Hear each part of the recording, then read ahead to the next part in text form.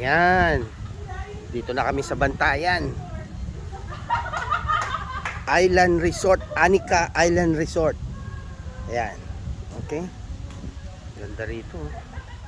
Yan yung mga rooms.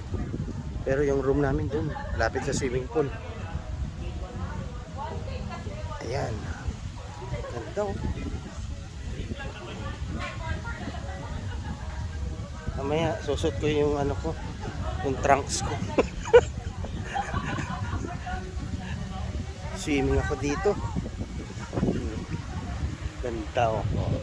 Diba? Bantayan Island. Ganda oh. Dali no.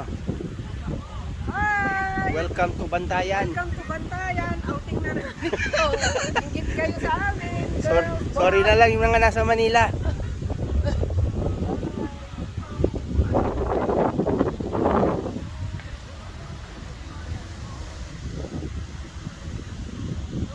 Ay, yung aso. Ate na yung aso, no? Nagsa-sunbathing yung aso. Huy!